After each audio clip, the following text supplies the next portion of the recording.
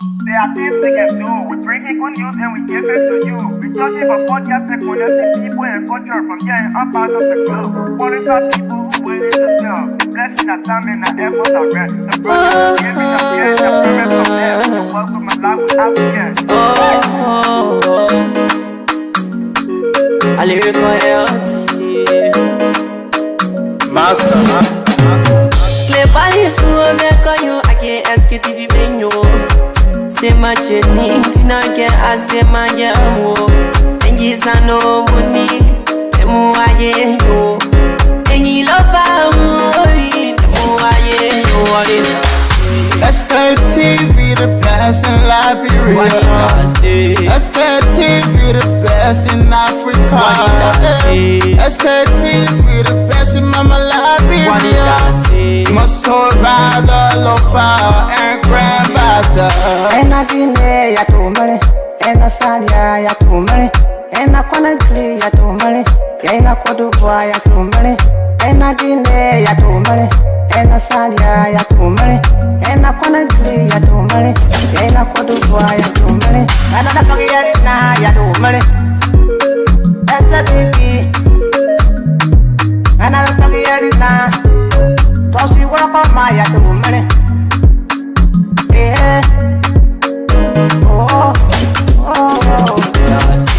Sktv, the best in Liberia. Sktv, the best in Africa. Sktv, the best in Mama Liberia. Must hold by the lofa and grand bazaar. There are things we can do. We bring in good news and we give it to you. We talking about podcast and connecting people and culture from here and up out of the globe. Qualified people who waiting to sell. The blessing that time and the efforts are rest. The broadcast we giving a real and the promise my best. The work with my life without fear. From Grandfather Nima to Lufa, from River Sass, River G to Chile, from Vancouver, Bombay, Cape Mount, Montserrat, San to Backwater, from Maryland, Bonk to the Mikey B. We the best in the land, yeah, LIB. We the best in the land, yeah, LIB. We the best in the land, yeah, LIB. Sktv, the best in Liberia. Sktv, the best in Africa. Indeed, Sktv, we are the best in Liberia. Sktv, we are the best in Africa. Sktv, we are the best around the world, and that's why we bring you all of the informations. What are these informations fit within your cycle? I know sometimes some of us will have our own personal feelings, put into some of the informations. But again, for us here, we don't care. We don't. In fact, we don't even take any side. We have no side. We don't care about which religion, which tribe, where you come from. All we know, when the information come out, we bring the information right to your doorstep so that we can know exactly how the information will factor in. Who are those newsmakers? Who are those people behind this information? And again, it's good to be back, people. Good evening, good afternoon, good morning to those of you who are watching. Please help us. Yes, indeed, help us share the show.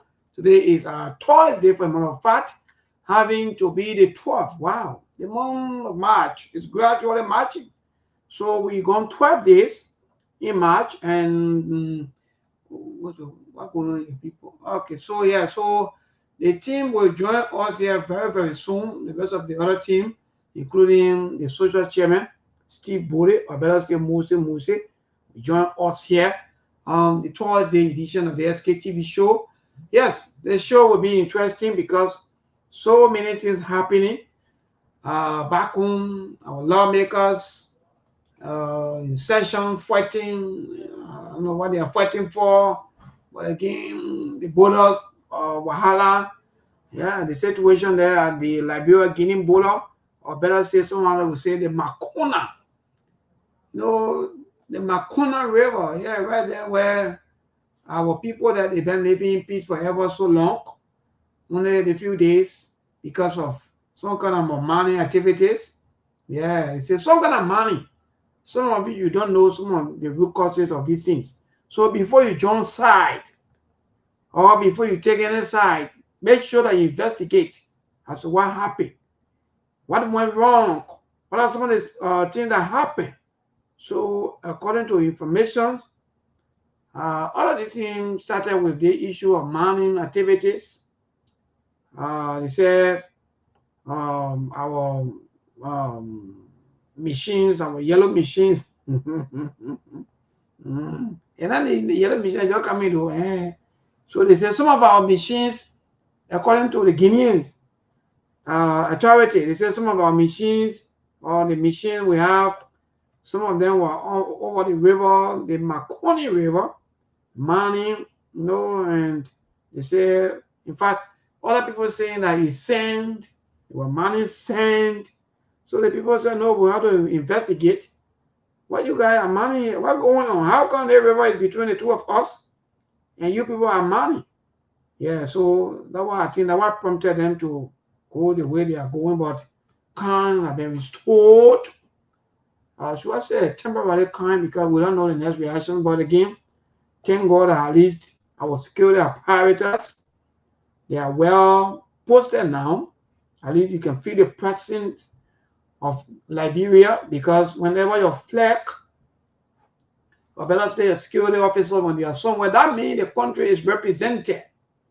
That was that was our cry, that we don't see any of our security officers, none of them around, nobody there, the immigration officers that's supposed to be to the viewer borders, they are all off for day off. I don't know whether it's day off or they just choose to boycott or to stay away from the viewer borders, especially from that end. And yeah, so I think some negotiation is still ongoing. Help us share the show, people. Yes, today is Thursday. The show will be interesting. I'm just warming up, informing you about some of these things, even though later on that entire situation, it was turning into a trouble where we were hearing about the Kisi from Guinea. First of all, can say some of us were born. Maybe friend. So now we now have the Kisi from Guinea and the Kisi from Liberia. So that's what we heard during the entire Wahala. But then again, at least at long last, we've seen the president of our Liberian government, especially the security officers, and our government keep informing us that they are still fighting hard for diplomatic way of handling the issues, and that's the best way to go. Instead of fighting back to back, no, fighting won't solve the problem, because first of all, in fact, we already, I know some of you that were in the security, DOP or what, deception. So you can fight now. They play with and let your dialogue. That's all we can do. But at least thank God that our security are there. That's one thing I would say. Thank God. I'm grateful for that. So the whole entire thing started with money business. The same money thing we're doing up and down. We just money. We just money. We just money everywhere, do. So according to some of the information that we got, that one big enterprise machines and so forth, they were seized because of, I don't know whether they were send money, whether they were money sent, or what they were money. So they've been negotiating for ever so long to get the machines retrieved, to have the machine retrieved.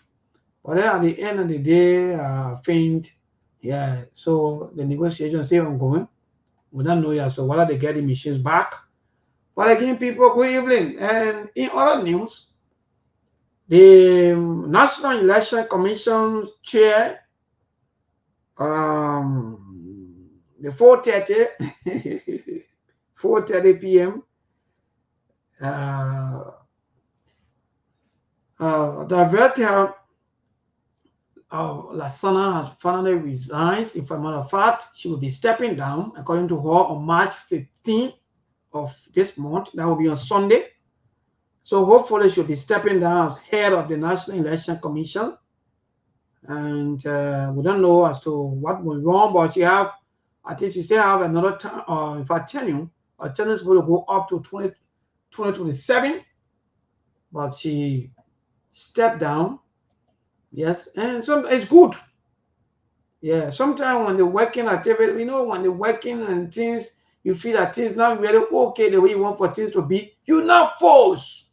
You step down. That's the best way to go. To save your name, to save your character, to save your image for tomorrow.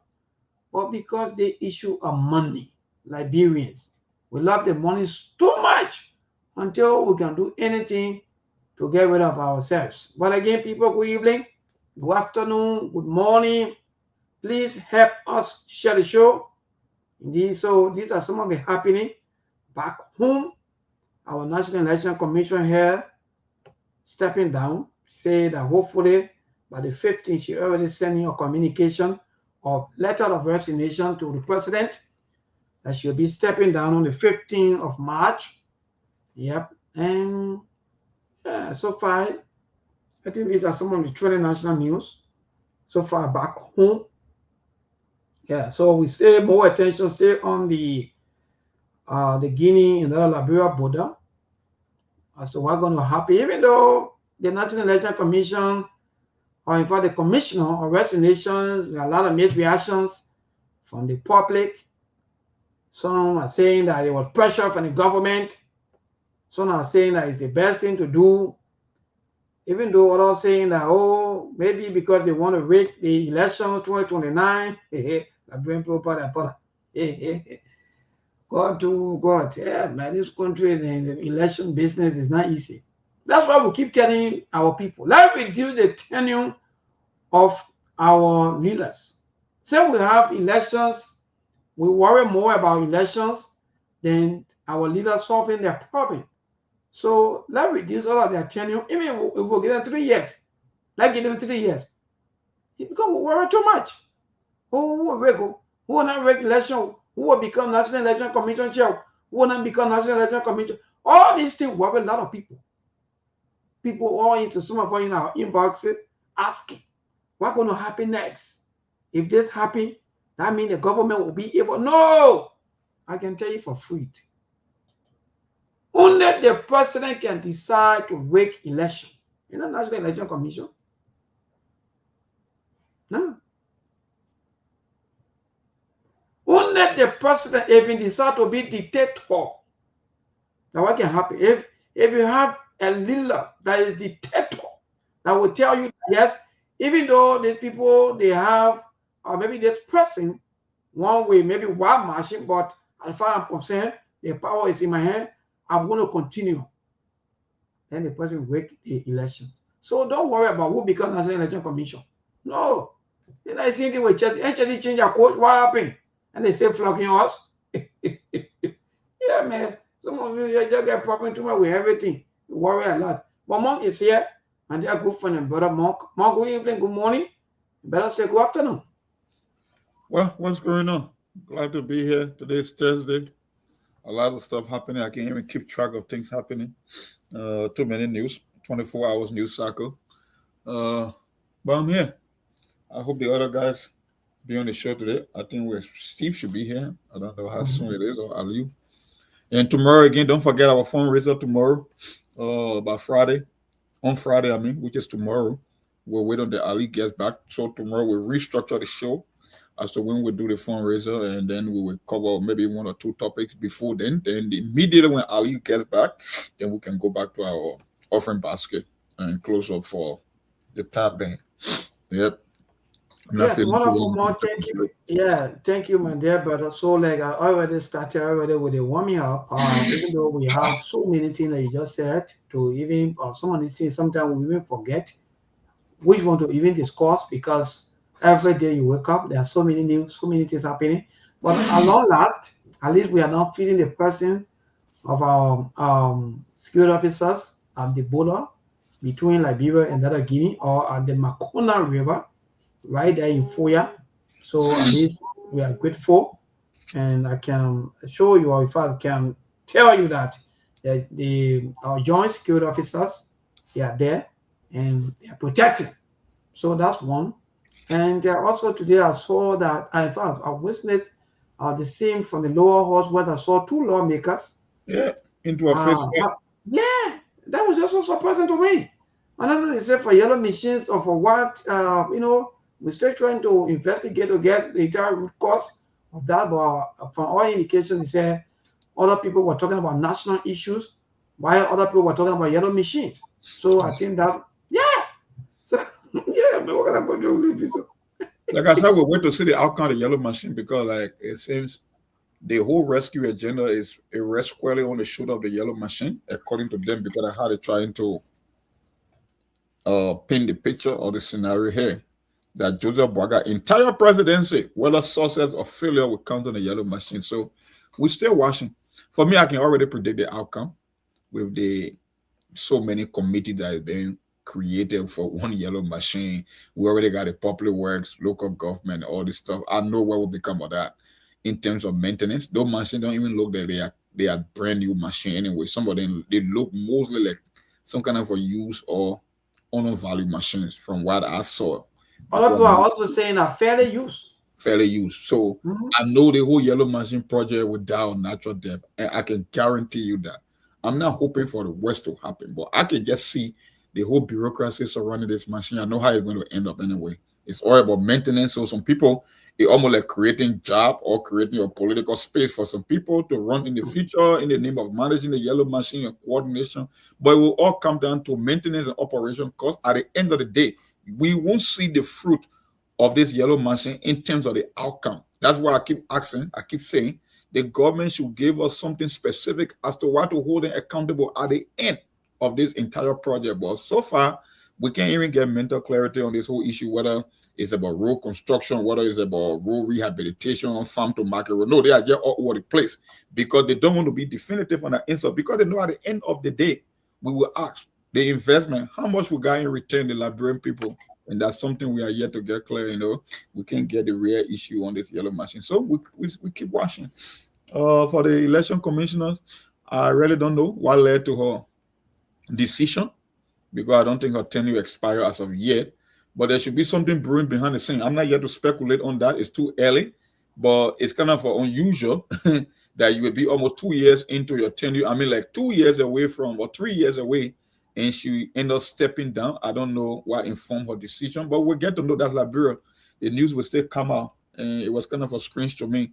For the next election, I tell people, watch the National Election Commissions, watch the actions coming from the Supreme Court. You should also keep an eye on that, because when it comes to elections in Liberia, those two institutions, they are the one that literally decide as to what happens next. So whenever a new government comes to power, the first thing they want control of the courts.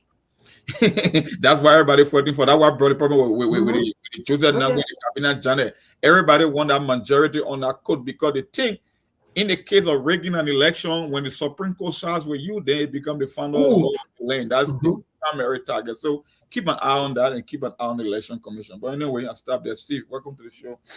Yeah. Folks, good afternoon. The chairman here today. I've seen my man more. I've seen my boy more. Melbourne, folks, you help us share the show now, because you can come on the show. You don't want to share the show. To those of you listening to us via the radio, good afternoon, good evening, good day. It's good to be back on Sktv today. I hear you guys touching on some important things. But Melbourne, as always, the Liberian people are the most important people on earth. And as I've always said, the Liberian women are the most beautiful women on earth. Even though they can treat us some kind of way, but they're still beautiful though. Right, Melbourne Allah? You are right. You are right, Chairman. You are right 100%, because the reason there is just so simple. Our women, I don't know, even in their hardship, you still see the beauty in them. Some of them, they are very strong when it comes to the issue of fighting poverty, even though sometimes in Latin, you say, they can always say, oh, so look, that's why Steve, when I said to you that the more we say sometimes the behavior of people based on the economy. Sometimes most of our women, they move on, or maybe they do things just because of situation. But again, they are very strong and they are good to go. Thank you. Thank you, Melbourne. Folks, let's share the show. The week, Monk texted me some kind of video. He tagged me, I think it was a confirmation of some of the things that we've been saying. Because most of the things we say, you all get very awesome times. They'll take it personal. But let's be honest, most of the things we say here, they do come to pass. Like the other time we're discussing how prostitution is one of the odious businesses in the world among humankind. Just a very beautiful young Liberian woman were on Facebook the other time, openly discussing prostitution. How that's what they're doing in the country now. Yep. And it's not a joke, it's serious. We're taking it a big joke. That the one who got the courage to come in public to talk about it. Think about the one who not get the courage to come in. They stay shy here, they stay behind the hall. Plenty. The plenty. Oh, got a video. Maybe got a video. Play the video for the audience to know what we're talking about. There's an adult show. We don't have PG or 13 or rating disclaimer here. I believe everybody watching here all adults, so play it for people to see. So some of these social issues, they're issues that long term that will impact the community. We can't shy away from it. It will impact the nation. We can't shy away from it. We have to highlight some of these things. We know we'll talk the politics, we'll talk other things, but the most important thing is the social. Because the social lifestyle, because that's what continues. It continues to go on from generation to generation. So gradually, before you make a man, prostitution will be legalized in the country. The same way how you get homosexuality, basically, it's open in the country now. Because I'm seeing men dressing like women, acting like women, and moving around the community, and nobody got a problem with it. So I know yesterday too, I follow you guys, and I saw all of you gave your take on what was happening at the border in Guinea, in Liberia, and the Guineans, or whatever it is. I followed you guys just briefly yesterday because I was so busy. I wanted to watch the entire show, but I got caught up. But I followed you guys briefly, and when I came on, you guys were zooming in on, you know, some of the things that you talked about the day before, and yesterday things escalated. So, you know, I just wanted you guys to give me a few seconds before we welcome Mr. Masale. If it's okay for me to just throw in one or 2 points, and then maybe I'll turn it back over to you. Is that okay with you? And we'll welcome Mr. Masale. Mr. Masale, welcome to the show. And welcome, Chairman. Thank you, Chairman. Good afternoon, Mayborn, Steve, our people out there. We are here again. Yeah, Chairman, go ahead. All right, thank you. Yeah, folks. First of all, let me also recognize our Muslim brothers and sisters who are fasting. I think Mr. Masale is also fasting. You know, I want to thank him, kudos to him for always coming on, even during the time of fast.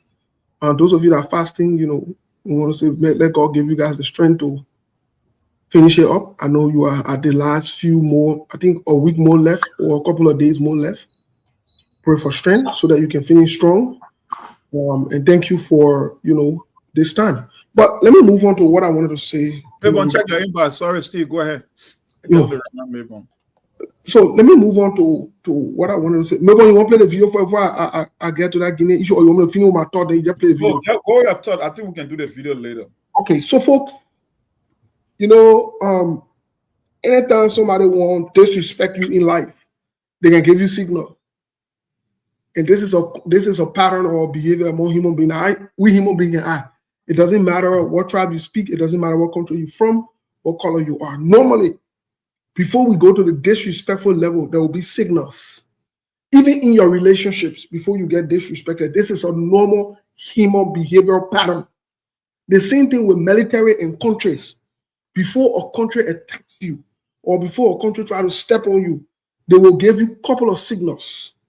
They would, in other words, they will test you, or they will try you first to see what you can tolerate, what you can accept. The case today being Liberia. First of all, let me make something clear. I know you can make some of you people vex who are Liberians, but get vex, I don't have a problem with it. I always told you, anytime you get vex, it shows to me that you're a child of God, because the Bible says that God can get vex. So when you start getting vex, I know you're a child of God. So your children of God and you're coming to get vex. But let me say this to you. There is no way Liberia and Guinea go to any kind of fight, any kind of war, Liberia will win. It's not possible. Let me say it to you again. It is not possible in no way, shape, or form. First of all, you don't have the human capacity. You get 2,000 military personnel. You know how many people they got in Guinea, how many military they got there. Second of all, talking about the equipment, talking about the logistics, you don't have it.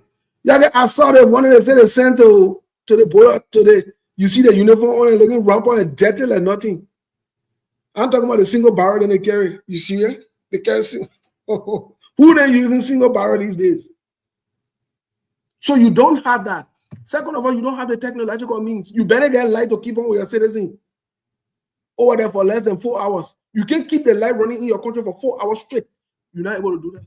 So there is no way you can win any kind of war against Guinea or any kind of serious minor country. So you gotta lead out of story. Labrador will lose flat to her face, and Guinea will take over. Let me say, don't let nobody fool you. Don't let nobody fool you. Now let's come to the issue of how this whole thing started. Remember, I told you before somebody disrespect you, they will test you. That's why when I come in public on the social media, you don't know me. I don't know you. Don't get comfortable with me because I will check you really quick, or I'll put you in your place. Don't get comfortable with me. Don't cross lines. The reason I do that because I know I understand human being. I understand how we can add. Will test you first to see what I can get away with. So anybody that comes to test me, I can hold you accountable straight in public and set the record straight because I don't play that. I don't play that. So with Liberia was tested a couple of times from Guinea. Let me give you a few examples on Joseph Boakai.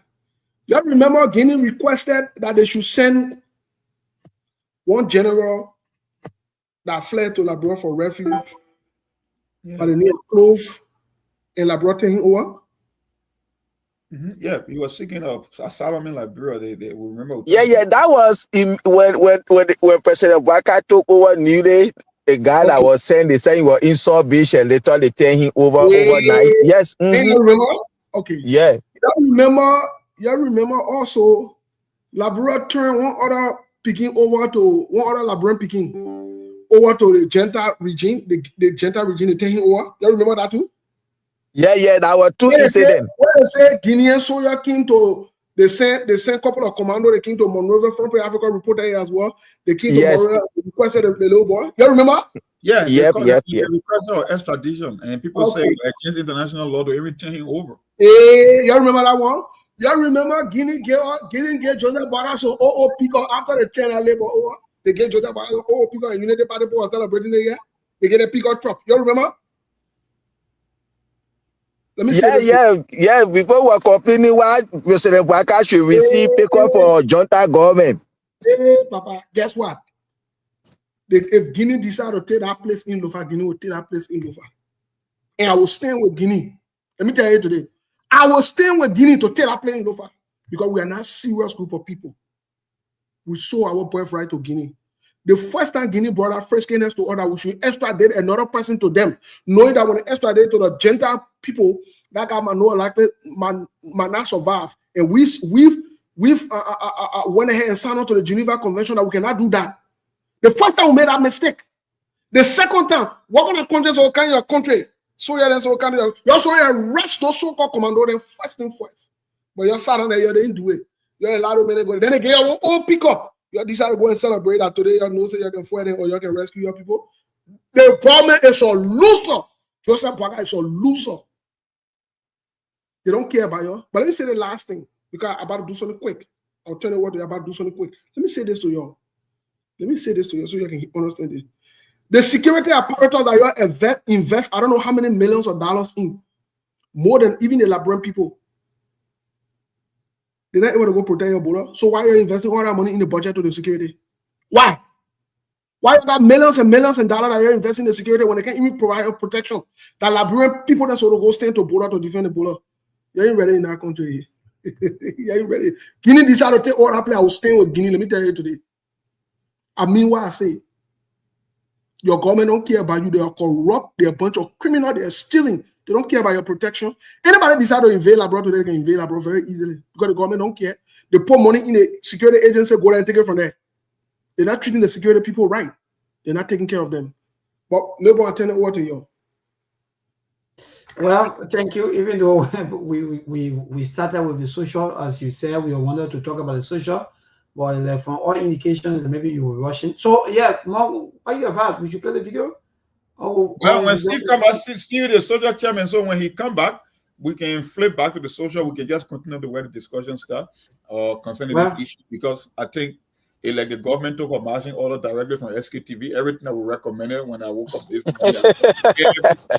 Yeah. The people can listen to all. They can be listening. Yeah, it almost like we wrote the script yesterday because when I woke up, when I saw the report from the information minister, I was like, but this is exactly what we said.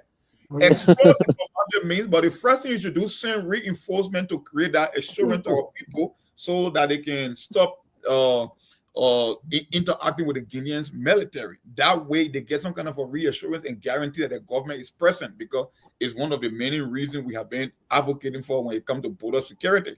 A strong military presence will send a signal on the other side of the border. That's the first thing that they did. The next thing, while you get that reassurance, then you can start exploring diplomatic channel, multilateral, bilateral partners, and then you reach it out to your lawmakers, so for them to come up with some kind of a resolution.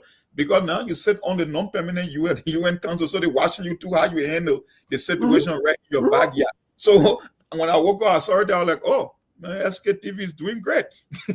That's what I said this morning. SKTV is doing great. That's just the fact. You just know everything. Instead of our lawmakers or maybe our government proceeding in that way, they choose to just abandon the people. Yeah. What's going on? What they call the country today? Oh, Ali, what's going on? I mean, you came from nowhere. I thought you. Let's go ahead. Let's go. Okay. You know, it's raining here. It's snowing. Yeah, I fall asleep. I just woke up. Yeah, but let's go ahead, my man. So maybe you don't know. Let me just give you a few happening. The National Election Commission finally should be stepping down beginning March 15th. You already sent me a letter of resignation to the president of Liberia. I think that's one. And the lawmakers today, we saw two lawmakers fighting. I think our district number 8 representative Prince Coast and that of I think one Collins. Yeah, one. The 40. Yeah. So these are two major things happening. And then one more, just talk about the leadership. Instead of our lawmakers, instead of the president even sending communication to the lawmakers, telling them that yes, we're having this issue, and we don't want to take this issue for a joke. So what's the way forward? Because you have to always inform your people, or especially the other branch of government, about what's going on. Instead, maybe they were just quiet and thinking, maybe nothing will happen. Francis Nyamane there. Francis Nyamane will solve the problem. Francis Nyamane and the rest of the other team members, they've been there for the past week. Maybe you don't know these things. Mark, this thing, in fact, this thing been happening behind the scene for ever so long. But just because the Guinean army and they decided to say, but then let it keep happening, that caused the border here and play our flag. If they're not going to put out their flag down there, we're not going to know. So then what kind of leadership? What kind of leadership are you sending out? That things are happening. And your people, they are not aware of what's going on. Their entire security is at risk because they are not seeing their own security. So you're right. Instead of the lawmakers today, maybe discussing some of the issues, Tuesday they didn't talk about it. So we'll say, okay, yes, today they go straight to yellow machines. So I don't know what is a distractions. I don't know what they really want. I don't know. They want people mind to move on. Say, it will not happen. We not live in a modern world where technology, internet is basic. Whether you like it or not, they think the internet carry for the day. Now what becomes order of the day? Maybe our leaders, maybe they haven't yet come to the conclusion that whatsoever the internet carry for the day, that the public go by way, or maybe the way the public go, that's the issue of the day. Again, thank God at long last, after all of our talking, our advocacy, at least our government and they were able to carry security officers, joint security officers, even though Liberians, again, they are also reacting to the way that security officers are even behaving, taking photos, video recording here and there. No, I don't think that's why you people go down there for. That's a serious matter. It's very, very serious. Don't take anything for joke, like what Steve just said. That president is a junta leader, even though later on the man decided to be surveillance, but you can't take the military behavior from him. That's been my fear. That's been my fear. This man was a junta leader, and later on he became president. You know that his way of ruling is already in his blood. And Monk said something. We are already part of the United Nations Security Council. Yes, and then if we can handle such issue in our own backyard, who will trust us for us to go and handle their own issue? So I think it was good that they listened to us yesterday and they did exactly what we said. You see, so it's almost like they see land issue today. Ukraine, Russia, this and that, all kind of thing. Other countries around the world, people want to invade their country. They say the other area need to take it because for me, this is how it can start. So if we will say that people come from Guinea and take a piece of land and say for them, we say anything at the end of the day, why if it happen in another country tomorrow, why will Liberia go there to say? So I think they listen to us and they follow that step, and we wait and see how they are going to resolve it in a peaceful manner to avoid any other thing like what we saw people started shooting. Yes. And let's go to the root cause of all of these situations among that we are even or seeing ourselves today that are even causing chaos. The issue of lack of control for our own system that we keep saying here, we keep talking about it forever so long. You go to the southeast and you see machines turning the people's soil upside down. Oh God. But no good school. Nothing there for the people. No good roads. All the bridges are all falling apart. But you see machines taking gold and diamonds. The same attitude, allegedly, that some people were doing down there that even make the people angry. And say, but what kind of digging are you people doing every day? That they have to seize all your machines. But we say this thing, I know it will hurt you. I know it will not go down well with you. But these are facts. The same attitude we bring into our own country. Maybe he's checking backstage for chairman. Maybe he came back. No, the chairman not coming here. But they say so these are root cause. But I'll either go back to the root cause of all of these things. For me, I have issues with the Guinean government, or in fact the military, the way they behave. You know, by crossing over and playing or their flag all here and there. But seizing the machines and want to know exactly what is going on, but the Manons or whosoever that were doing mining activity or so on, they were not wrong for that, because that's a river between Liberia and that of Guinea. So they want to know, what are you digging? You think that what we just wasting our resources, giving it all free of charge? Indian people, Chinese people, say and see, everybody money. It's not the same thing. Like from the money, then they do all kinds of things. But again, more go ahead, my brother, but to me, Liberia and Liberians, we got to go back. I think we say have more work to do. I don't think this is all just about who will change, who will not change, all about elections, but more we have serious systematic problem that we want to go back into our closet and pull Liberia back. Because every part of us is broken down completely. Why are we just money everywhere? Yeah, that's why I said yesterday, you know, the good thing, I must give the Guineans some credit. Like I said, on day one, for them to exercise restraint. Do you know what it means for regular citizens to engage with military personnel? That's high risk. Even though one person got wounded, but at the end of the day, it was still a blessing in disguise for Liberia, for the fact that they never use excessive or disproportionate force against our regular people that have single barrel and machete. You don't go against a conventional army like that in a scrimmage, whether it's about land dispute or tribal dispute. And the thing is, everything like we say is almost like what the government did. They just came a little bit early to the game. Because one thing that I know, when you have something that the president can make a decree, he can come and address national issue. The reason you got extra sitting, or you call it, or how do you call it, emergency session. There are times in the country where even when lawmakers leave from the chambers and go home, when certain issues happening, they make phone call and they reassemble. That's what they call emergency session. You hear an incursion at your border, and you had a session day on a Tuesday, and nobody brought it up on the House floor to even discuss a national issue. So your regular citizen had to go and play defense on your behalf. The very first responsibility that you took oath to defend, you couldn't even do your job. But from the executive and the first branch of government, that's a disgrace. That's weakness. And let me tell you something. This thing, it just sees down. It's not the end. Because land dispute don't end over a day or month. It will take a longer time. Because if the Guineans believe that that particular piece of land is under that jurisdiction, then they won't stop. So, like I said, they are only testing the vulnerability of the security system, and they resolve the Liberian people and the Liberian government because they have perceived weakness already. Matter of fact, they did the same thing in Sierra Leone. And like you said, you are dealing with a militant.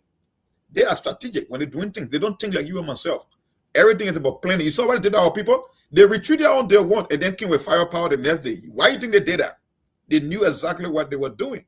So, like I said, thank God, even though the government came to the game much later, they expected.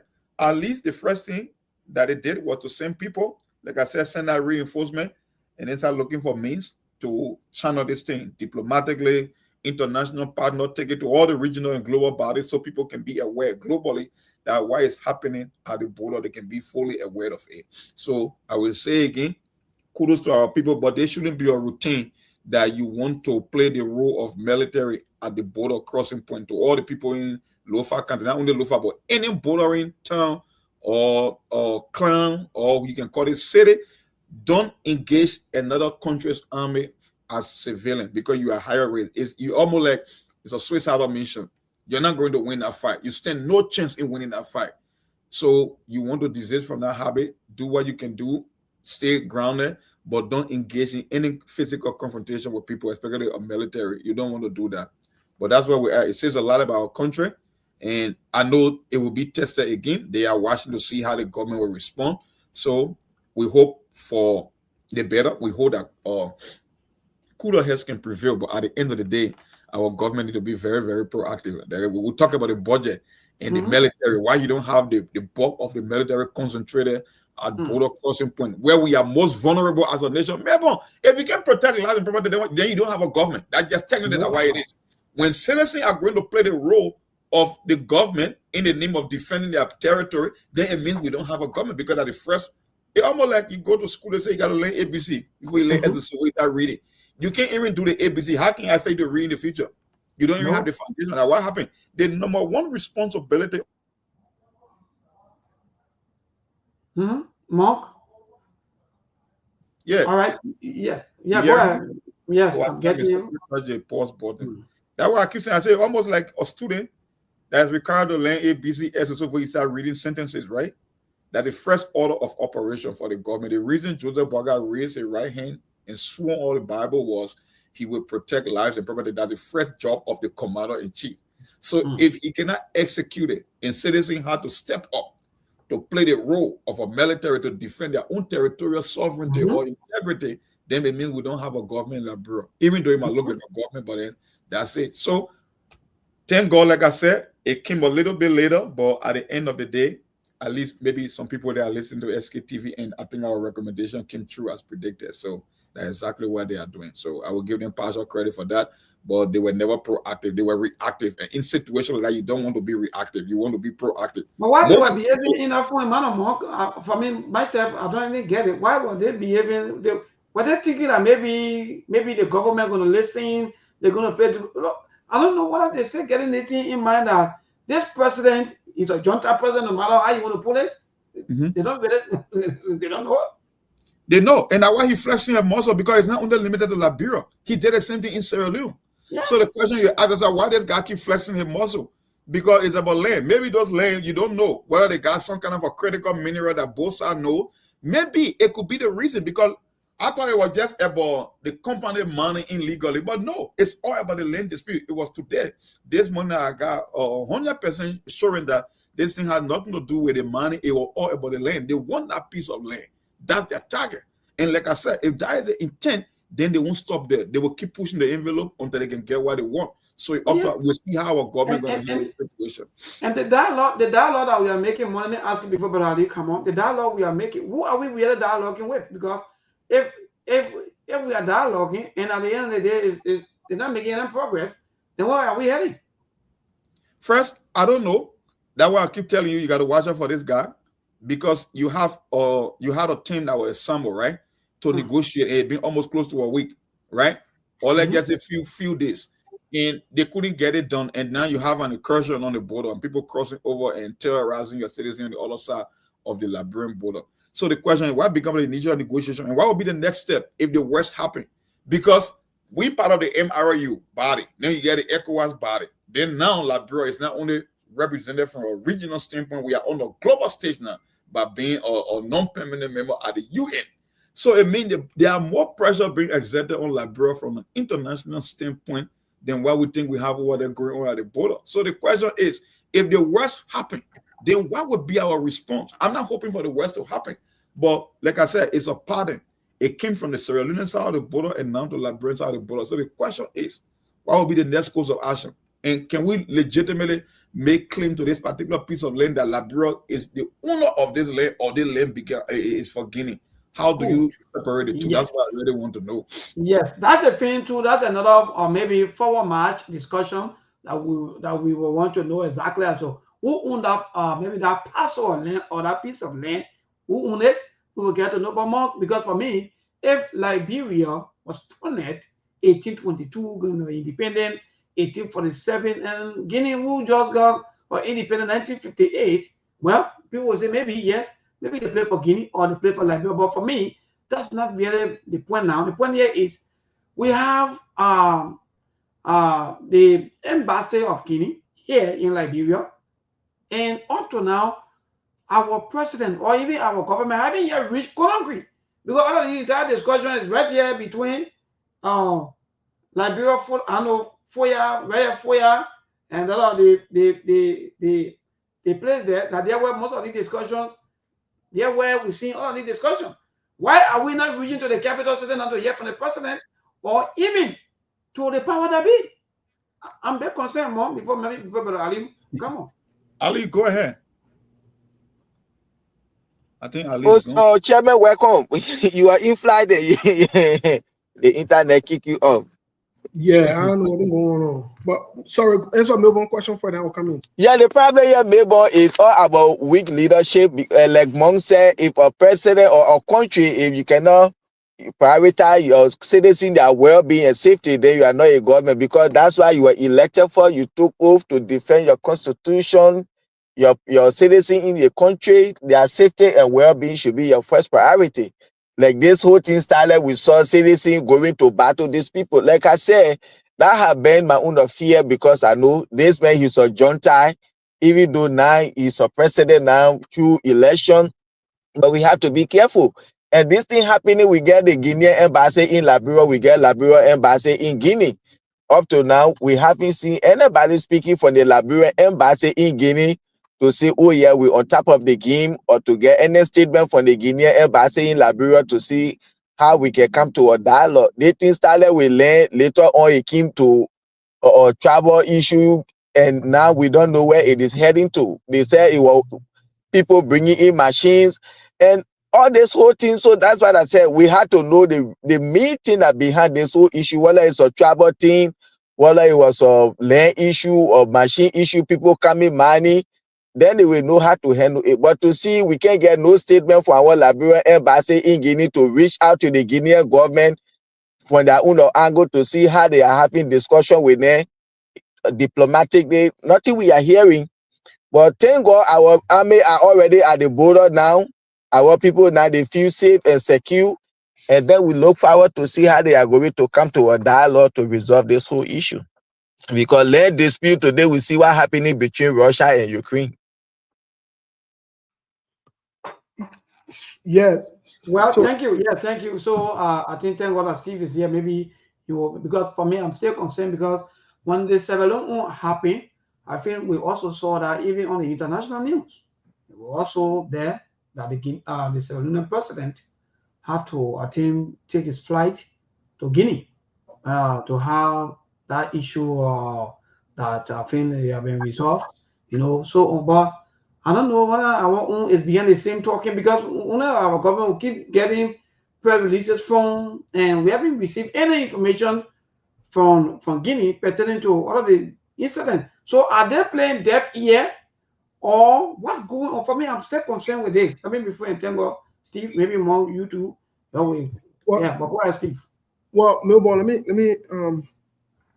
me say that I started a little premise here for why I think we have a problem. Guinea started this, and I wouldn't be surprised or shocked if Guinea returns. to claim that spot. I wouldn't be surprised. And I can assure you that the Liberian government will have nothing to do. They will not be able to protect the Liberian people. Let me read something to the Liberian people. Because apparently I was listening to the Chief Justice, who I feel he's not competent or even holding that position. But this is Liberia. You get funny people that occupy serious minor position, you know. Because first of all, the Chief Justice, just for his utterances, say it doesn't sound like I don't know how we got to this. I don't know. To be honest, I don't know. Because for a certain chief, I saw them laughing and joking. For a certain Chief Justice, that's not a mistake, to call the position, his setting position, not even from a different person, to get a position to somebody else. Answer a different person position. He called Joseph Boaka Associate Justice, called Joseph Boaka Chief Justice. And I see them saying and they're laughing, where the whole world listening to the biggest, the Supreme Court of our country. I don't understand. I don't understand how we got this guy over there, but that's a side point. Let me read something to you quick. Article 1 of the Liberian Constitution. All power is inherent in the people. All free governments are instituted by their authority and for their benefits, and they have right to alter and reform the same when their safety and happiness so required. In order to ensure democratic government, which responds to the wishes of the governed, the people shall have rights to such period in which manner as provided under the Constitution to cause their public servants to leave office to fill vacancies by regular elections and appointments. The reason I'm reading this is because if you look at an example in Ukraine, that's how Russia started. Most recently, America attacked Iran. That's how America started with Iran during Donald Trump's second term. You remember Donald Trump, soon he came to office, he bombed, quote unquote, Iran nuclear weapon site or whatever it is. Yeah, you remember? Nobody will attack you without giving you hint or without trying you or testing you. So I'm saying it again, we take this to be joke. The government, millions and millions of dollars have been spent behind the so-called security sector. But security personnel are not taken care of. Security personnel are human beings and that machine. That machine, you don't go and take people on their children. You're taking big fat salary, living in cool air, driving good car. Joseph Boaka driving 1.5 million car. But the people so to protect him, the children can't even go to good school. They can't eat good food. And somebody will go stand in front of Guinean soldier to say, oh, you can't stop them, so somebody can kill them. You really swear for you? You really swear for you? So at the end of the day, let me say to y'all again, y'all be joking with this. This is very, very serious. Your government, your president, they don't care about your safety. They're not worried about that. I know they don't care about your safety because the justice system can allow people bring drug in the country. They're not drug we are. They cut them and they let them go. I know how many million, almost 100 million United States worth of drugs, and they let them go. So at the end of the day, folks, say what you want to say. Make it look at politics. Make it look at your own United Party side, your own CDC side, whatever it is. If the Guineans want to take that place, they will take it. Liberia can do nothing. They can do fine about it because they don't have the sophistication. They have never invested in the army or the military. They don't prioritize the army and the military people or the security personnel in that country. They don't. They use them for riots. They use them to brutalize other citizens. They use them to commit crimes and other atrocities. They don't care about investing in them. No, not in recent times. They don't care. Tell me the newest weapon. They go on armed forces. You saw that old carry had Joseph Boakai. You saw that old trash. You saw that trash. Why you see Syria Mara country on a Bumia inauguration? Did you see that? Did you see the kind of ammunition and things that these guys were passing around and flaunting? Did you see it? And you guys were the one who they said they came into the border. I saw them the money. Even the crew that on looking rampant and dirty like that. That I wanted with single barrel and that I wanted to stay from Syria Mara army or Syria Mara group of people. So my dear, they'll be joking everything to you in la brother joke or that fun. They'll be making fun. Not laughing thing. And you're celebrating yellow machine. Other people equipping the armies and they getting serious. And you're stealing from your own people. Let it Librarian you'll be going Facebook and be laughing and you'll be taking it a big joke. You'll be making Steve, are you trying to say because during those days, Liberian military were one of the strongest military that people used to trust, they used to go around. Are you trying to say they can't trust our military again, like the way they used to trust our military before? Military, you get what? You take the military, that animal. The men are hungry, they're hustling. You tell me, so you think the men are going to put themselves in front of bullet to die for nothing? Why you get Joseph Boakai passing around riding 1.5 million? You think that stupid people in the army, eh? You think that stupid people in the security sector? You really think so? My man, that'll get serious, man. Let me, you know, there's my whole thing about the whole piece of land. The Guinean won't be brave to go and host the flag on Liberian soil if they believe that land belongs to Liberia. So technically, the Guineans believe that's their land, that they are a legitimate owner. That's why they were able to cross into this so-called over the border and host their country's flag. It's not by mistake. So they believe fundamentally that they are the legitimate owner. That's one. Second of all, Liberia don't have a lot of security presence over there, so it means they don't have interest in that land. Guineans have more security personnel stationed in that area because they believe it belongs to them. That's the second thing. And here's the thing: even if you say you want to pursue diplomatic channel, in diplomacy, restraint is not the same as weakness. I can be lenient with you, but it means that I'm weak. I got something planning behind the scene. That's why they show. They retreated and came with firepower the next day. Tell me, if you believe that if the Guineans think that land belongs to Liberia, you think they want to come out to engage in any military confrontation? No, they won't do that. They won't even host that flag on that piece of land, but they believe they are legitimate owner. Now, when you're in diplomacy, you gotta be having second option. They call it, I think what it is, former US President Teddy Roosevelt, I say you gotta talk soft and carry big stick. We are negotiating, but there is a possibility negotiation can fail. If negotiation fails, what becomes Liberia's next strategy?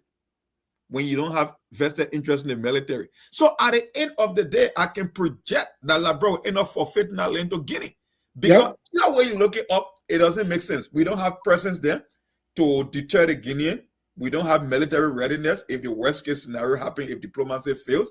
We don't have enough personnel there to even withstand the Guinean. I mean, so at the end of the day, it seems more like the Guinean might end up taking that land. It just looks like the government is trying to cover to avoid shaming herself. But when you look at it from a deeper standpoint, it seems like the Guinean might be the one to take that land. That's where my concern comes from, because I think president to president by this time, our president should be informing us that, oh yes, I phone in with I was able to talk with the president of Guinea, and I can assure Liberians that all will be settled. We don't have a fruitful conversation. But I'm not still understanding the dialogue thing. I'm still confused, because who are we dialoguing with? And we still dialoguing behind the scene. Why the me person to talk to, or maybe because mind you though, there are people like Joseph Mom that will get command, and the BBS telling my man what I want to be done, let it be done. And I get time for all of the that the people saying. And so who are we talking with up to now? No, let me make a question simple before you get us a hard time. Let me tell you right now. The Guinean president, you don't care about Joseph Boakai. First of all, he doesn't even care about older people. Now, who in Wardrobe and no man in Wardrobe? And not over in Wardrobe? You think the Guinean president look at Joseph Boakai and see what man about it? You really think so?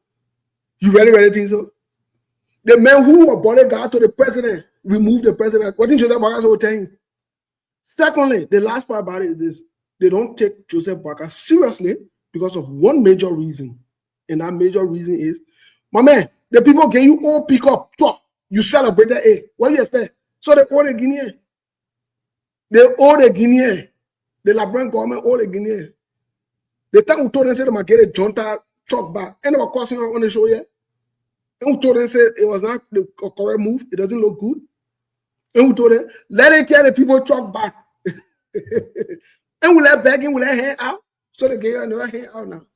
So the men coming back for the land. The hand out again, they're taking land inside. So you're getting people the land. Simple. But maybe you understand that settlement can go both ways. Your government, like Brock, can tell you, yeah, we'll settle the matter. But if Guinea take the land, that's also a form of settlement. Exactly. So the settlement is not guaranteed that you own the land. Settlement can go both ways. The Guinea can take the land and say, or settlement. So, like I said, at the end of the day, it seems more than likely because in the worst case scenario, that's what they call peace through strength. I want to explore all diplomatic means, but when diplomacy fails, I'm ready to strike you with a fresh punch. In the case of Labrador, we cannot punch. We don't even have a boxing glove to engage in the boxing game. So at the end of the day, more than likely the Guineans might be the one to take that piece of land, and there's nothing we can do about it militarily. No matter how many meetings you will host. Well, it's 7 o'clock, and we're about to go for the news break. I don't know why you guys will on, or you want us to play something for the news break. Play our video, then we'll come and get your money, or we can take it from there while you come on later. Okay. All right. Then we'll go. We mix it with little social issue because the politics now getting sick of it. It gets so sickening. We met. I'm taking your break tomorrow anyway. On Thursday to discuss our development agenda and the progress for the first year challenges. We did not exhaust, and we had planned to exhaust the remaining pillars on Tuesday. And given the time that was allotted, given that it was just those receivable pillars, my intention was to deal with those issues and make myself available at the Honorable Librarian Senate to join colleagues to give more insight in what we know about the situation about. As we were meeting, in fact, I had even earlier informed the president that I would be coming to the Senate, but things evolved. While we're meeting, situation on the border got a little bit more exigent, and the cabinet had to huddle in making some quick decisions, some of which had some monetary implications. And while we're meeting, we had to conclude some initiatives with the Liberia Petroleum Refining Corporation to ensure that we don't run out of critically needed fuel. And those actions were, I was at the center of those actions. And while I was even attempting, your colleagues, the Honorable House of Representatives, had asked that I be presented, my living body be presented at the House. So it was an issue that we had to address. My deputy, who was here to tell you that I'm coming, reached at the legislature, and when she heard that it was not only my living body that was being sought for all deputies, she too she was in the perimeters, but she had to find some tactical way to deal with it. And so, while in conversation with the House, explaining some things, when we contacted through the deputy, because I was on my way and were told that the session had adjourned. So there was no intention to disregard or disrespect this honorable body. The issue at the House had to do with payments. As we speak, I don't want to name the bank. We are facing problem. There is not only members of the legislature. Monies were remitted almost 2 weeks ago, but there's a bank that is facing some challenges in paying government workers. So one can understand the sentiment at the House, and I'm told that some of you here are affected. We have to take time. I don't want to make situation worse, but it's been sorted out. And so while doing that, trying to negotiate with your colleagues, the speaker and his team, and trying to make my way, we're told that the session had been adjourned.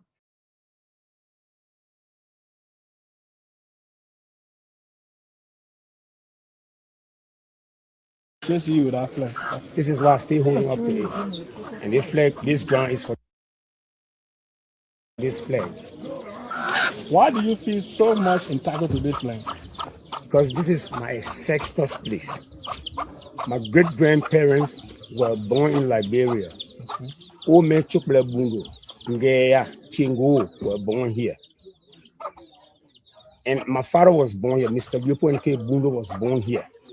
I was born here. I was reared up here. I came back here to speak my vernacular, which is the Kisi. Knowing myself as a Liberian, I will not let no other country to take this place. This is why I sacrificed my life. I said we sacrifice our life. Everything we would do to make sure that this place, Guinea will never take this place. So, what evidence do you have? Like, I heard you talking about having sugarcane farm here. Yeah, the steam blocks and the cement where we used to have the block, but they looted it. It was owned by my uncle Omen Falakwe Bungo. So they used a sugarcane farm for the Liberian? Yeah. This place is ours.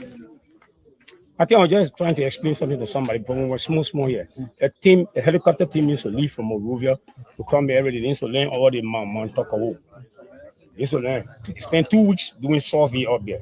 They dug a big pit over there, and they cement in the pit and wrote certain things. If you dig this place, you see it.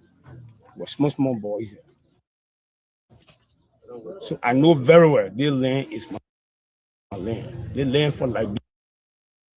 The land is not for Guinea. And we're not allow anybody in Guinea to take this land. Only Liberian. Right. So the last time when they came, what prompted you? I mean, how were you able to get to the nearby time? But it just we got the news, we got the info. When it came, when the honorable minister and our chief of staff came, they went across. We stayed the whole day waiting for them. They came with the result, and the result was satisfactory to some of us. What they explained, he said they wanted to engage the process diplomatically. But one thing I will tell you, the group across there don't know diplomacy. So the next day, while we were around, we just saw them coming in, their armed men coming in. They disguised their army in the Kino. As soon as they came from the Kino, they started taking various positions, imposed armed position. They walked in. Then how we came, I would tell them, say, well, I walked. The commander Mervin, the immigration commander Mervin, and I, in engagement of the hip because they wanted to go further. So when they were claiming, Mervin, I would say, but I asked them, I said, gentlemen, but what are you people coming to do here? Luckily, most of them, some of them were Kisi. I asked them, what are you people coming to do here in Kisi? What are you people coming to do on this song? This song belongs to you. Because the last meeting, our honorable minister and our chief of staff here, with you people in Kwekedu, they came and explained to us, they said everybody should hold their peace. They will handle it diplomatically. But what gave you people the courage coming in on the Liberian soil? And besides coming on the Liberian soil, you all came with arms. What gave you the courage to come on our land with arms? How we engaged in, I said we mobile men, we started engaging, embarrassing, and they couldn't go further and start coming down. We managed to have them going, they crossed and went back. But we're going for again that were coming by the next day, which they did. Soon that morning, we were all around post. We slept there. 2 nights were on guard, they're surveillance. So after that, the next morning, we saw them, they came heavily armed again, enter, but most of the boys have gone back. So I saw them digging. They all rooted our flag, the pool, because the flag was not there. All rooted the pool. After they all rooted the pool, I started to ask myself, but what is really happening to us? What is happening to Liberia? What is happening? What the Guineans seeing to us? This is why I asked the question: how can I be older than you? Then you show me demarcation. So when they did it, when they planted the pools, they started sending the van. I came down with tears. Just what I said. And I walk up, all my kingsmen. I started talking. We sent messages, sent motorcyclists, they went around, informing people. People came. When we came, when the people came, we all there were in group. So that's how we start jamming it up small, jamming it up small, jamming it up small. We were able, because I must admit, you got armed. You not armed, you had to be afraid. So I got a little frightened. But after we saw what many we jammed them, we were positioned like 2-3, 1 armed man to 2-3, 4 Liberian. We knew we built up the confidence that anything happened, they will fire their own officers. So we build that confidence that anything happen, it will happen. So we start engaging and we start telling you, put your flag down. You put your flag down. So after that, when they refuse to put the flag down, all of them gather under that flagpole with their 3 GMG men in this particular Palawa hall. So we found out, we said, okay, but then the best thing we can do for ourselves, we host our flag. This is how we brought the flagpole. I produced the flag. I produced the first flag. We tie it, we pull rope for rope, we put the pole up, we sang our national anthem, we sat our pledge, our Liberian pledge, and we felt confident in ourselves because we felt our flag was bowed while their flag was standing. So when they saw the momentum, the heat from us, more men started putting, they gave up. So I mean, this is something that we haven't heard. So since you were born here and grew up here, from the time you were coming out, has there been any problem between those across there and that of you guys out here? Well, when it comes to problem between ourselves, in terms of land, maybe farmland. Yeah, this land, this island. Mm-hmm. This island belongs to this town called Man. The identical island. What our father told us. Man people were the people that own this land. And after certain time, they used to farm there up to Torbot town, part of Dotown. But when the military government started coming in, they pushed our people off from there. They said, you see the water? The main vein is on the side. They put an argument that send the main vein is on the side, the island. Well, our country put compromise that. I don't know how they compromise it, but they level with them. Besides that, I was small again here. Confusion came here. Superintendent Thomas Brahma, Commissioner Stephen Kimber, with the military detachment that were in Kolang. They came here on the program here also again, on the same tension here. So today is not the first time. Guinea have been pushing for this. So, can you remember some of those years that you're talking about? Yeah, that was in the Thomas Brahma, that was in the 70s, the late 70s, 78, I think. Since the 70s, this is the first time this is happening? Yeah, this is the first time happening. But how was the first one resolved? Well, that Superintendent came back in the court, the officials, they sat on the paper, younger men were very far, was just a labor. So no chairman, they just talk their thing, talking, they came out, went back. And that had the dollar gate was created. Because the argument, they said the water for them. Came back and Superintendent Brahman said, and Commissioner came back, said, no, the water didn't belong to you, but the water devours. Said the water for all of us. So, but then since you're collecting pool for crossing, then we establish our own dollar gate so that we can be getting a revenue. That we agree upon, and that particular particular checkpoint was established in my town, Solomon, right up there, the bigger town in front there. But afterward, everything dissolved. Finally, before we take leave of you, of recent we saw this tension. Prior to this tension, was there any exchanges of maybe confrontation with citizens from that side before the Guinea decided to come this way? No. If anything happened, no. Are you also have you any idea like you have company from Liberia money on the river? When I heard about a company taking sand, carrying on construction. You know, there's some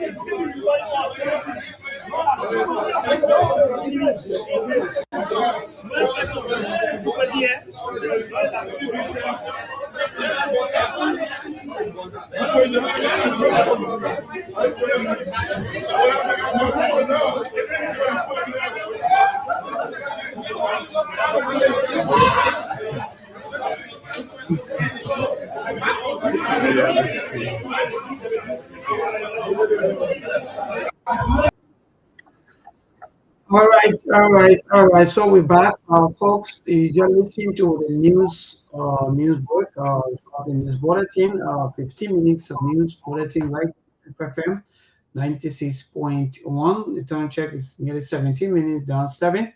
That's the time check. Mark, we're back. Even though the rest of the other team they stay on their break, but we're back after the news break. We're still concerned about what's happening. The Liberia and Guinea Bola, because sometimes these things are hard, small things starts, and people take this thing for joke, and at the end of the day, these things escalate to another thing that people are not even expecting. But we're back, my brother. Maybe I want to ask you a question. It's a personal question. Since you've been in Liberia, have you sat during the legislative session to see how this guy governed himself for the complete duration of the session, just to observe? Yes, I think my first time was at that was the confirmation hearing of I think one central bank governor, either weeks. I think that was Mansell last term or second term. That's the time I saw the behavior of our lawmakers, especially from the upper house. You know, that day we went there to cover the entire confirmation hearing. That was my first time. You know, Mark, it is when you go there, you feel disappointed about your own country. You feel about nothing, no need for it. Because a country that is still fighting for development, a country that is still behind into everything, and when the leaders go to meetings, because that meetings go into the Chimon to discuss the forward march of the country, you see them behaving the way they are behaving. I saw this thing I wasn't listening before, and I felt so terrible of my own life.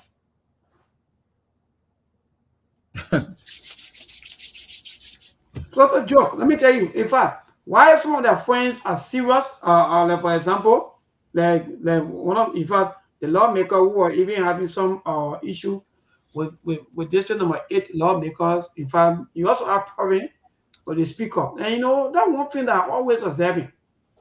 There are a lot of good lawmakers. In fact, there are a lot of good lawmakers, brother, who always sit in Monk, and they have a lot of good plans for the country. We go into Chimo to talk. So that they are not giving chance on even opportunity, even when they are speaking a certain noise. Oh, sit down. That's the point I'm getting to. Because the thing is, when you talk about lawmakers and the decision-making body of the country, the first branch of government, the way they conduct themselves here will tell you a lot about the body, right?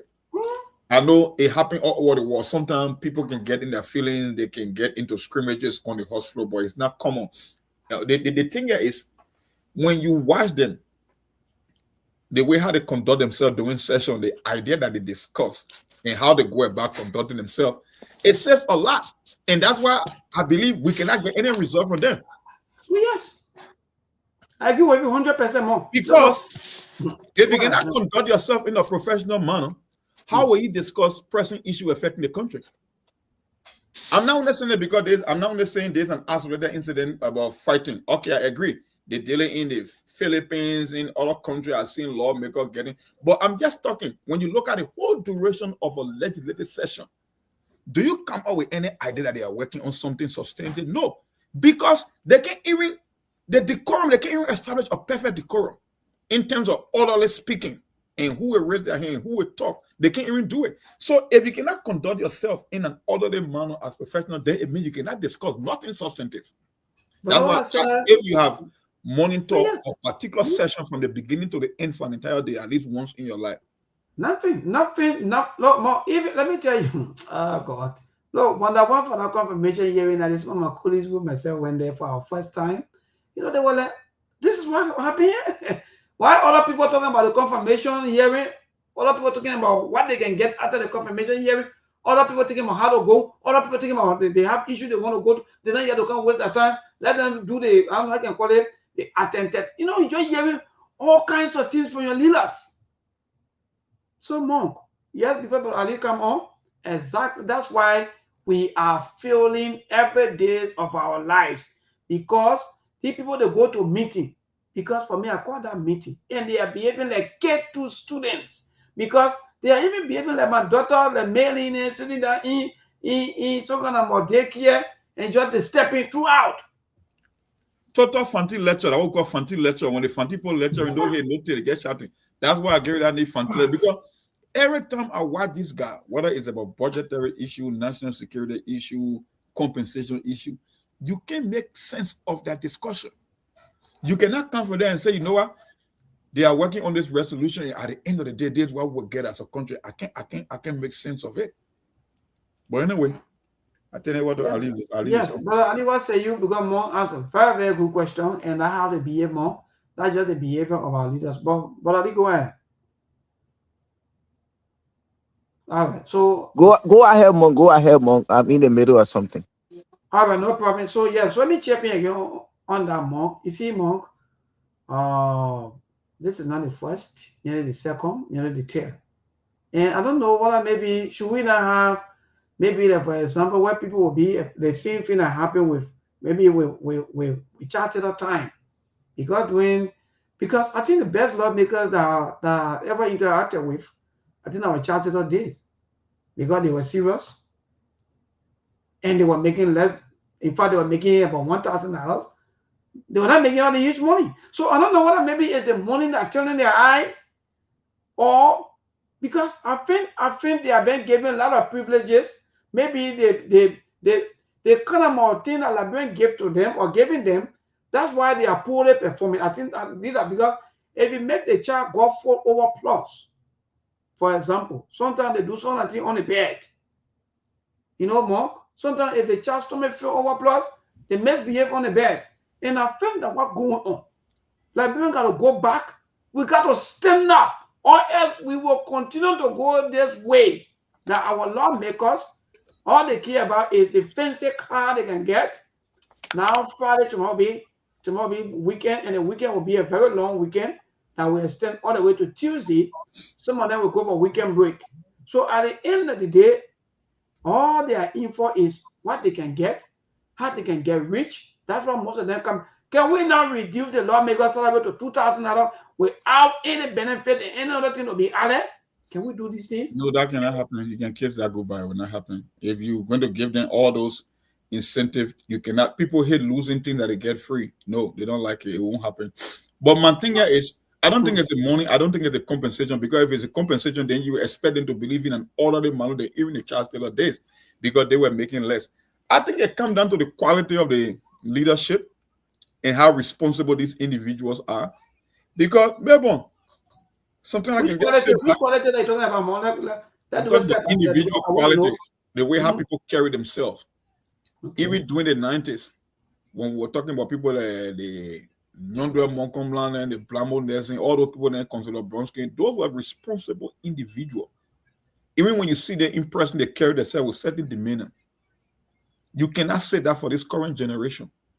If you think I'm lying, go to Labrador history and go do some basic research. Those lawmakers from the past, look at their dress code and see how orderly they were, their mannerism in terms of their individual appearances and look. Compare with these guys. You will see a big difference. So I don't think it's the money. I just think it's about the individual. Most of the guys, I don't think they carry that mantra of leadership, because even the function of their day-to-day activity. Maybe when you see something happen, they ask, but where are the lawmakers? Because you think the lawmakers are there to keep the country in check. That's the only reason the first branch of government exists, to keep the executive in check and to form. People can look at the commander-in-chief, but at the end of the day, they carry more power. Like I said, they are the only body that can remove a president and the Supreme Court justice. So it means they are not equal. That's a lie. The whole thing about 3 co-equal branches, that's a lie. The first branch of government is given more power than any other branch, because they can remove even the chief executive if they want to, and the Supreme Court justice. But here's the thing, like I said, if you see this individual, you look at their background, their personality, their professionalism, I bet you maybe 60 or 65% they are not wanted to be lawmakers. That's why when you put them in an assembly, you can't get nothing good out of them. Because why are they discussing? You can't carry a broken individual to go and set the pace for a country. It won't work. So to that, Mark, I think I will disagree with some of your assumption, because the reason there is some of our lawmakers, by them during the Taylor time, I think I will also agree that some of them, they were not really up to task, but I think the system control them. Mark, I agree that sometimes you may not be up to task 100%, but the system can control you and We make should you.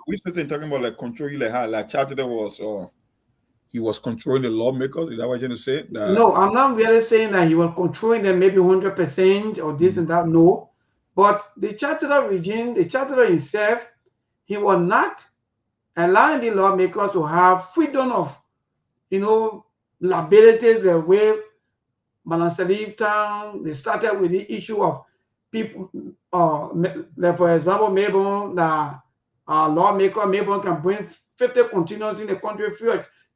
Most of the laws started with Madam Salif time. Most of the freedoms, most of the things today that our people are enjoying, they all started with Madam Salif time. So I don't want to agree that, because of the kind of people that our people voted for, no. But I think the system also giving birth to most of the things that are happening. Because if Mayborn go to work, Mayborn not go to work, Mayborn will take pay every month. Because Mayborn a lawmaker. Mayborn can go for 2 weeks, 1 month, 2 months excuse. Because Mayborn a lawmaker. Mayborn can even visit a own district for even 1 month, 2 months. Mayborn will still get all of the district development fund or what you may call Mayborn a lawmaker. All of these things bow down to the system. So let me get it clear for the sake of your listening audience.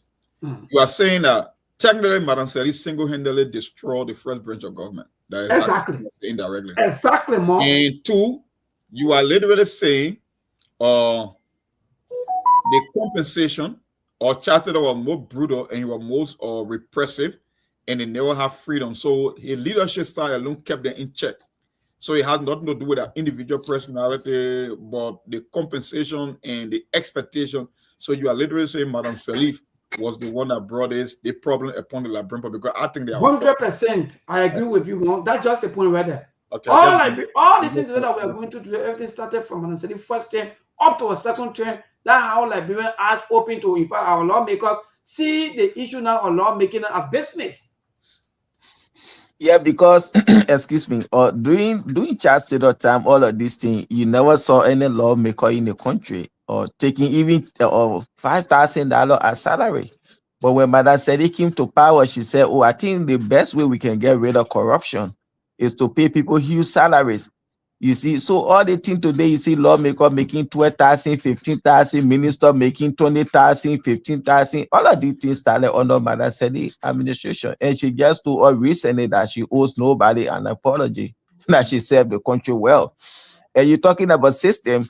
So maybe like you are talking, say lawmaker, you come to work, you don't come to work, you will still get your salary. Are you trying to say they should set up a system that when a lawmaker does he come to work, his salary should be deducted because he didn't show up for session? Are you trying to say that? Good. Let me tell you right now, if you ask me even to that question, yes, I will say so many things should be taken away from our lawmakers. The issue of duty-free, the issue of not paying taxes, the issue of lawmaker using one plate on 2, 3.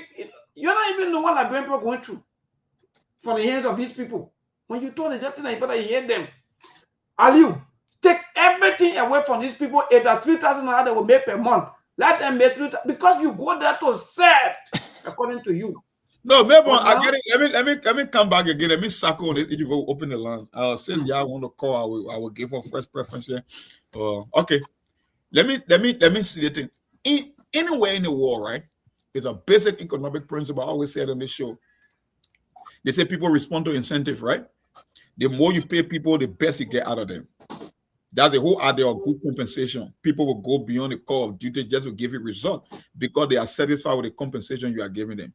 So my problem with this theory is if you are giving them more, you're giving them duty free, you're giving them gas slip, you're giving them scratch card, all the extra perks.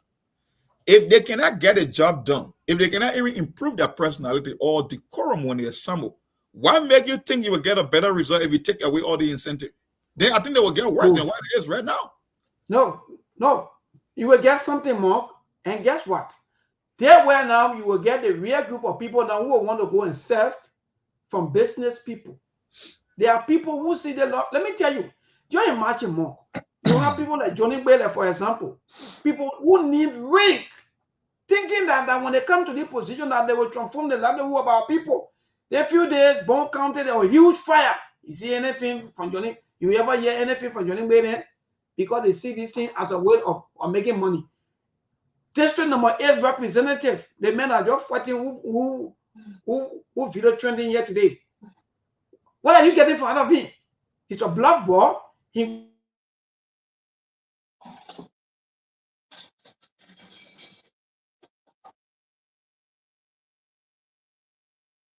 Yeah, maybe I'm struggling. Maybe, and you see, this is the problem we are faced with in the country. Like Mr. Kumi said, doing one thing over and over, and you think you want to get a better result. That's the higher level of insanity. And that's what's happening in the country right now. We keep electing people, and when they come, they are all doing the same thing over and over. Like Mabel say, yeah, these people need to be scraped with some of those things. They need to take it from them. You can be giving somebody scratch card, buying a gas for their car, you pay their husband, their office staff, all of these things that you pay them 10,000. Why are they going to do with 10,000 when you have already paid for everything they're supposed to do with their salary?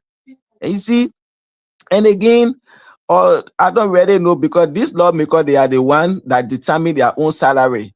So I want to know, maybe from you guys, or maybe call us, if the president can decide, oh yes, as for now on, this is how much lawmaker we make, because I think our constitution says that lawmakers should be the one to decide their own salary, how much to make. Why we're about to come to, because if that is it, then we are not going anywhere, because the people that are supposed to say let's cut down our salary, they are not waiting to cut down their salary benefit and other things. So do the president have the power to say from now on I will use executive power or this, that to cut down all lawmaker salary? Because I think he can only do it to the executive branch. Yes. I don't think a power will go up to the lawmakers. That's why I want to debunk the Mayborn theory, because that's why I was coming. The reason I set that platform, because I want to circle back on this issue. The president is not the one that determines lawmakers' salary. Lawmakers themselves set their own salary structure. That's why they put in place that when they leave office, they will still be getting paid even when they are out of office. The reason being, the reason I say, you can blame Madam Sally all you want. No, she was never wrong. When you are giving a country a chief executive and everyone is looking forward to you to set the agenda and to come up with some result, you know that the kind of system that we practice, it must go through the first branch of government, whether it's concession, whether investment. So Madam Sally figured out that if I got this much responsibility and this expectation set on me, I don't want nothing to impede my agenda in terms of getting out there and getting things done. So she came out with the idea that If I can get these guys some incentive, then we'll be able to get things easily through the lawmakers to be able to execute. But you cannot tell me, say, it's because Madam Sali wasn't the one that done their salary. They set their own salary. They set their own budget framework as to their compensation, their salary. So if the kind of a system of government that we practice we're in, they can set their own salary. Like what I say, it's all about the individual leadership style. It's all about the way they carry themselves. It's all about professionalism. Because I cannot blame a single president for the behavior of a body. That's why they give them more power in the Constitution. They are a body. They are 73 versus a single commander-in-chief. You cannot make that argument. They are just very irresponsible. The expectation from the voters, I think, is lower. They don't pick people based on their leadership style or what they bring, their background, if they are coming. No, the one who can make the loudest noise, where people emotionally or follow, are the ones that become our leader. That's why you keep getting the kind of a result. Because you can't tell me that because Charles Taylor. No, when you look at the people that are under the Charles Taylor administration in terms of a lawmaker, those guys, they were not rich. But when you meet a lawmaker, by then you know you are meeting a lawmaker. The way they carry themselves, it had nothing to do with compensation. They were just responsible individuals. But over the past 20, 25 years, no, it has been the worst we have seen. That's why when they even go to session, you cannot make sense of what they are discussing. Even the media practitioner will find it difficult to even come up with a story because their argument is disjointed. It makes no sense. It's just screaming here and there. So I don't think it has anything to do with the president or their compensation. They are just a bunch of irresponsible people that carry a title. That's how I see it. But anyway, they are not just irresponsible, but they are just a bunch of heartless people. Those lawmakers, because if Liberian will be complaining over and over, our lawmakers are our problem, and then you have people working making $90 a month. You have people working making $150. You have people, even your police. And then as a lawmaker, people continue to complain. You people are the cause of the problem we are going through. You people making big salaries and things. So if these people really went, like I will always say, you and I know, those people in America here, they go to the White House, they go to change the lives of the people that they went to represent. You see, they go in there because of big salary. This is why you don't see brokers, you don't see hungry people in our White House. Because these are people that are already established. They only saw certain thing in that district. They said, no, I think when I become a lawmaker, I can use my position to change this thing to make my district to be a better place. And this is what they go there for. And when they go there, how many people you can see fighting one another here for representative senator position? Because you go in there, you make sure you are going there to deliver for your people. So when you go in there, you should know how you're going. But Liberia, they are only fighting to go enrich themselves. And in as much as lawmakers are supposed to make laws to impact the lives of the citizen, and they are only there to make laws to impact their life, and they can decide their own salary, then Liberia, we will just be saying this thing, we are not going anywhere. I don't know if there is any means that the constitution can be changed when it comes to some of these things, that lawmakers cannot decide their own salary, benefit, and things. That's the only way. But other than that, we are not going anywhere. Even you 2029, you vote all the representatives and senators out. Those people that you're bringing in, the same thing continue. You see? The structure is there for it not to the structure is already there. You see? That's not something that we can get rid of. Let you have our people, even though we're not on the radio, says y'all want to call them in, dial her directly, and then she can contribute to the show. It's sad, Ali. That's why I'm so sick now, and I think I need a mental break. That's a serious problem we are faced with in the country. People that are supposed to be there to make laws to benefit y'all and other things, and they even say here, when they come there, they say, okay, yeah, this is our time. They're only there to make law for themselves. You see, when you come to concession, they know that the concession we are signing, it won't be in the interest of Liberian people. But when they sign it, I alone will get $10,000 just for my signature. They go ahead and sign it. Hold on, says yeah. Maybe I got says yeah on the phone before we can cross over to the. Yes, go there. Yeah, take off. Says yeah, go ahead. You are live on Sktv. Okay, so hello to all of you. I see Alio, Mabel, Cyrus, Brazilian Monk, and the people of Liberia, all of you that are listening. I wanted to add my voice today. We started in Guinea and Liberia. People need to understand the way nations were divided under the colonial rules. Okay? majority of the demarcation, except there was no water around. It was done by water. Water was the separation. And the reason behind this was it was the means of commerce. Because most people used to travel because there were no roads, okay? To transport stuff most of the time, it took days to get to places, but on the water, you can go to Kinon, you can do. So most of you will see St. John and Nimba are divided. That's the divine line. Most of your places you will see, they're all divided, even with Sierra Leone and Liberia. If you look at Sierra Leone and Liberia, the D-mark is right there, it's a river. When you go between Africa and Liberia, the D-mark is a river. When you on the other side of even Guinea and Liberia, right there in Kanta, you will see there's a river. And that's the same thing they did in the United States, okay? Even in their own country, that's how they do it, are the divine lines, okay? Now, one thing that man said, I was really thoughtful. He said, how can me, who older than you, you're telling me where your birth certificate is, what year you were born? That makes sense. Let me come back quickly to the legislature. Mom, you don't have to remember, I was born way down there before all of you guys. The process of legislature election those days was different, okay? Number one, I'm not talking about doing a corrupt time where, you know, it was one-party system. I'm talking about before things started emerging. There were requirements, minimum requirement you needed to have a certain amount of money in your bank or certain amount of assets before you were qualified to run. Number two, right? There were not simple majority. It was 50% plus one, right? So the vetting process was different, you know, and there were prestige that came with that. Let me say to all of you,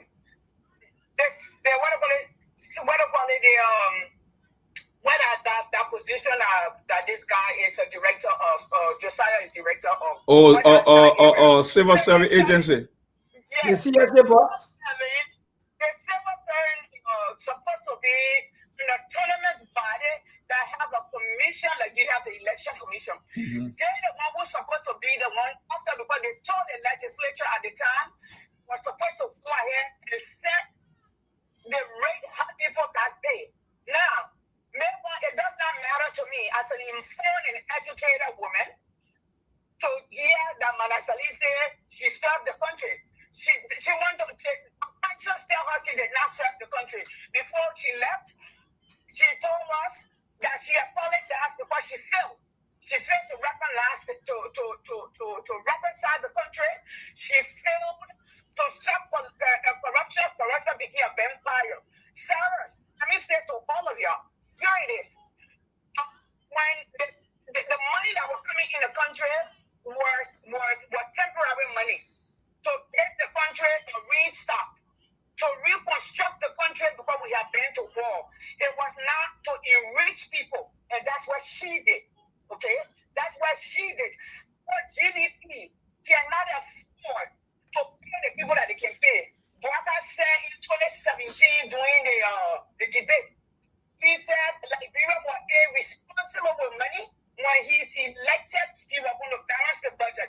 So when you balance the budget, the kind of money that's going to the legislature and the president and the president cabinet and the judiciary, that three type of people leaves Liberia nothing to develop. They even take loan, okay, to make payroll. So that nation is going into nowhere. We will need a leader that Sarah said, which I agree with. You will not be able to go back. But since the other incentive, they're not part of the compensation, you cannot change the salary. But you can make a case to the Liberian people to change the salary. And there can be a resolution where the people, you can ask the people to vote on it. Okay? We can ask the people to vote on it. If the people go out referendum and say Nigeria cannot afford this, it will be left with the people to decide. But we hire the legislature. It can be amended.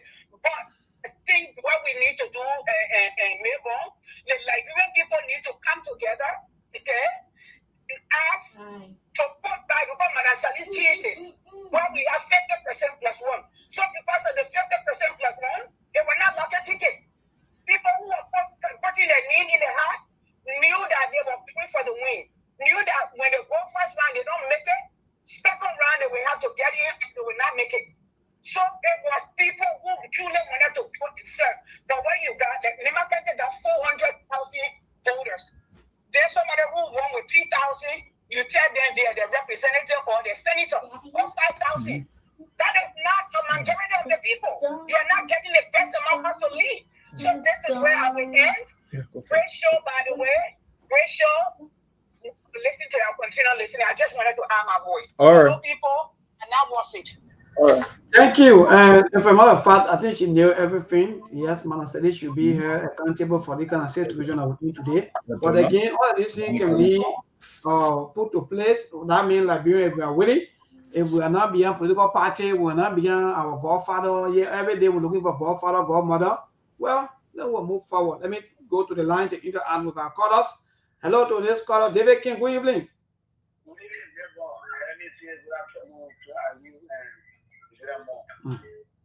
You know, what is happening in our country, I do not know what the government is thinking that we continue. Because the government could lie the whole lot. They lie too much. This situation is ongoing at the Guinean Liberian border. The government is not being fair to the Liberian people. And today, they told us that a dispatch of our military and that of the police and border patrol have gone and taken over the area. But we hear a different thing again. They are telling us that you guys did not go to the border, but they are in Foya, party are riding a vehicle, going coming back. No, the guys, they went to the border, my young man. Don't bring out the story about. So if no big patrol between them and the main thing where the action is taking place, I think they need to be there. And what thing they need to do also, the concession area where they got the military posted, they need to withdraw all of it and deploy all across the country to the general following point. Because we can't be sitting here one day, we get you feel about it would not be our neighbor, but if it's some military group, you just come into the country and they start another civil war. All right, thank you, David King. To this caller, good evening. Yes, go ahead. Thank you very much. This is the book and I'm I want to say thank you for a wonderful conversation and maybe I'm not following you. You're outstanding this evening in you of the show today. Beautiful topic of the Bola and the issue of our lawmakers. So the issue of if our government was not lying, they were saying two groups. I'm not sure. I started with the Guinea and after the Labrador. Our government here to us, you are here and they are still here in Buffalo to get clarity for his staff as to why are violating the people of their social in charge. Well, instead of the line to this caller, good evening. Good evening, neighbor. Yes, go. Yeah, go ahead, brother.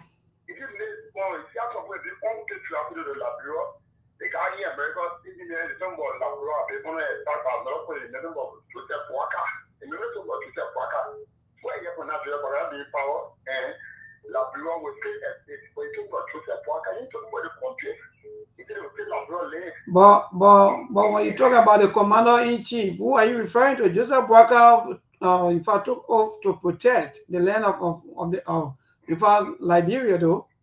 Yeah, but he talked about the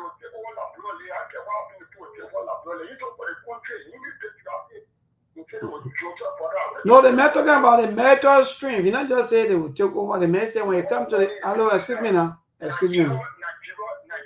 They went to the international level and they win Nigeria, the beautiful level there. Ghana went to court, they win, they did a level there. So yeah, was military. Okay. So that for that bad drive, that you were speaking from that. So what our government to also delaying with this kind of issue? So let's go back to your own self. What happened to your security?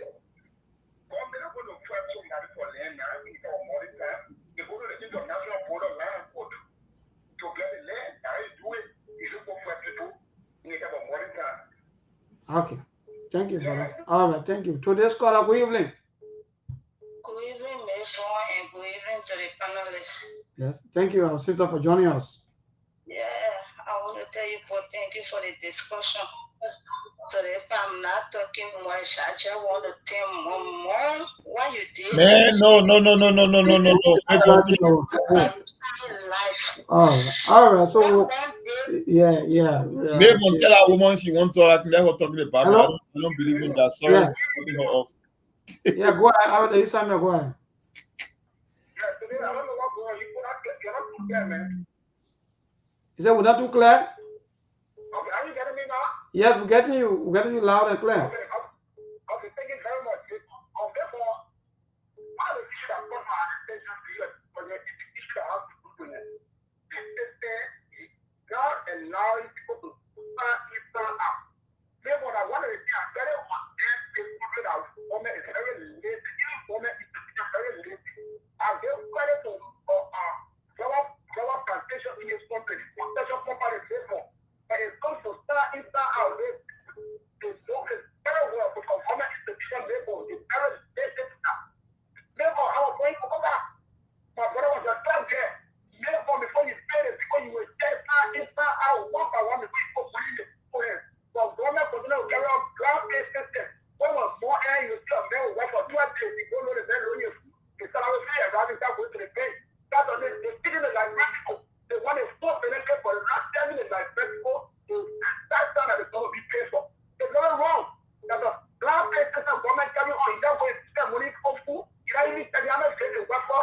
That's paying it. But I just got to the construction company. They pay people according to the days you work for. It's very frustrating. That's government to go back. That's paying this country. Thank you very much. Thank you, Elder Samuel. Today's caller, good evening. Yeah, good evening, Mabel. Yeah, I come from Kakata. I'm Mr. Kotu from Kakata, right? Yes, thank you for joining us from Kakata, bro. Yeah, Mabel, specifically, the issue has to do with our nationalism. I'm taking it back where we Liberians are not patriotic. If you look at history, it has far back to do with the present government, with the present administration.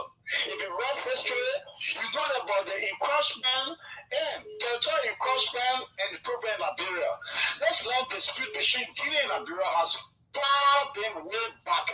So I don't know why people want to draw the present government into this situation. You are not nationalistic. So hello. Yeah, tell one time now, because I don't want to just generalize everybody and say they are not. Hello, wait now, I'll come in. Let me ask you a question. Hello. Yeah, I want to ask you a question to you one time. So, thank you. So, by you leaving your bowler empty, do you think it's the right thing to do? Because Liberia failed to have the representation. This is why I'm giving you historical analysis. If you look at Liberia, encroachment and territorial expansion, this is history, mere history. Everyone that went through junior high education must have known that. Why Liberia failed to recognize those areas? Why Liberia failed to have a representative presence in those areas? This is what fighting us today. Can you blame the present government? No. Historically, there's no. You can't blame the present government. You talk about 1800s, right? 1868. When then those areas were being occupied by Liberian territory. So let me ask. Hello. Another thing that is drawn to my attention, please give me 1 minute. Yeah, there's an expression for some of our lawmakers looking at sectionalism, tribalism, preferring it to one tribe, the Gisi. This is not a Gisi situation. This is not a local county situation. It's more holistic. It's all the tribes in Liberia and it's the Liberian people situation. Thank you, Mabel. Thank you. Even though I wanted to ask you something, but I will say that on the video for everybody. Hello, Charles Cooper, quickly, 1 minute. Yeah, maybe John Calvin Laswell said everything rises and falls on leadership. If you have the message might blame government. Maybe if you have leaders who only care about protecting their pockets, protecting themselves, they build houses, put big fence around their houses. They got 1 or 2 security opening door for them standing at their burial gates. You think they care about the country? They feel they are secure. But here's the thing, maybe if you leave your country vulnerable, it means you as a leader say you are vulnerable. So that's what they're supposed to know. And they will always tell you there's no money for priority issue, but there's money to put in their pocket, there's money to buy BB cards, there's money to build BB houses. It's so, All right. Thank you, my dear brother. The question quickly to this second to the last caller. Hello, good evening. How are you today? I'm okay, my brother. This is Mahmoud Sefu. I'm calling you from Brownsville. This is a guy that brought a new campaign because of to say we should outsource the executive branch of government, we should outsource the legislature, and we should outsource the judiciary because they are not bringing any youth to the Liberian people. Just as the way we outsource transport because transport is not making up to what we are doing, what we require of it. We outsource the resident permit. We can outsource even the presidency. We also the vice presidency. We also the speaker. We also those various areas where people are not bringing the result that people need. We need to now be thinking about advocating to make sure that we outsource them. All right, thank you, my dear brother. So quickly before I turn over to Mom for the few minutes for to go, the thing I wanted to say is that all of our children, including us that are also alive today, we don't care about our great-grandparents. Let me tell you today. Human being, the children when you have them, they won't care about their current parents. I don't know whether some of you been noticing that. They don't care about the great-grandparents. How many of us remember our great-grandparents? Do we even care about them? No. To tell you that the memories were so the issue of what I'm saying is that people thinking about the government. So my brother, whether you like it or not, we're not going to share blame on the 1847 people to be able to continue to be blaming. No, that's why they have the land for us. They leave with order to protect the land. So that's a more go ahead. The reason they respond that way because listening is a skill. It's easy for anyone to talk, but it takes a skill to listen to understand what people keep saying. The rescue chair, I know somebody talking people about being unpatriotic. We started this conversation the day before yesterday. We said that it happened in history before. We used to be 43,000 square miles. We dropped to I think 38,000. We ended up losing territory to Sierra Leone, Guinea, and the Ivory Coast according to history. And the reason we ended up losing those pieces of land because we never had administrative authority to oversee or supervise those areas. So other people encroach on our land. We are saying our people shouldn't put their life at risk going against a conventional army because that's the job of the republic and the president as commander-in-chief. And we stated yesterday that this is not only on Joseph Boakai, it's not his fault. It's a historical pattern, but now it's been tested on his watch in recent memory. So when you come here to play a unity party politics, you got to listen with attention, pay keen attention to what people say. We are saying the problem we had was they dragged their feet on this matter. The lawmaker never called for an emergency session to arrest the situation. The power of people's lives at risk. That's what we said. Matter of fact, the millions of dollars that you put in the national security is not reflective in the military because you are not even stationed at bordering point. Those are the issues I will talk about. But when you listen to this show, because you are so into your partisan heart that you cannot think, you come here, you want to be emotional, talking about people not patriotic. No, we touch all those issues. So you cannot have a selective judgment or selective listening skill. When people talk, you got to understand in totality what they are trying to say.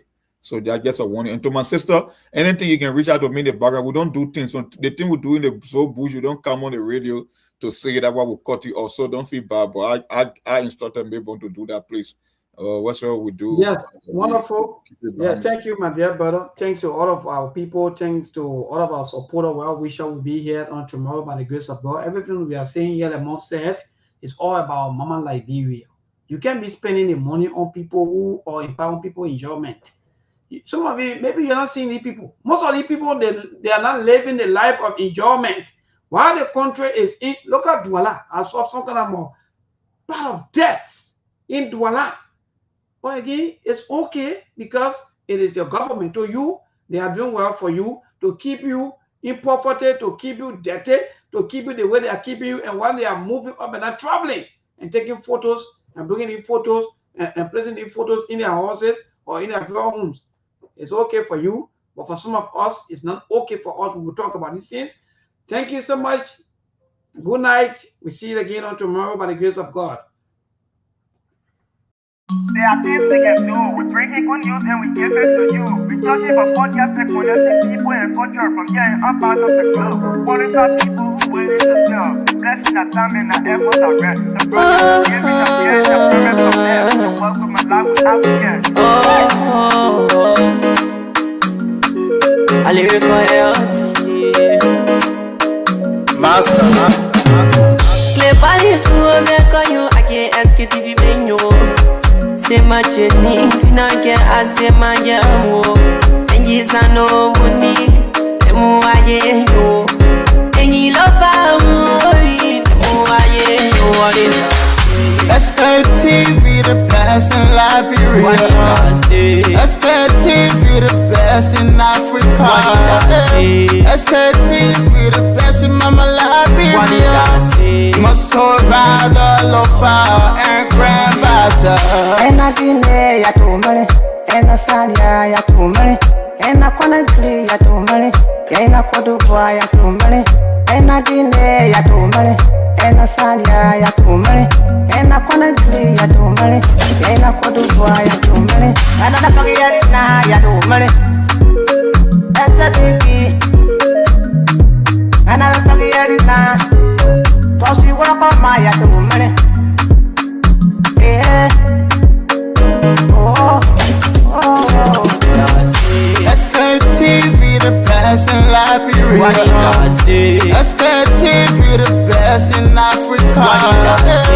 Sktv, the best in Mama Liberia. Must hold by the lofa and grandbaza. There are things we can do. We bring in good news and we give it to you. We searching for podcasts and connecting people and culture from here and up out of the globe. Foreign people who waiting to sell. The flesh that time and the efforts are rest. The broadcast we giving are real and the promise my best. To work with my life without fear.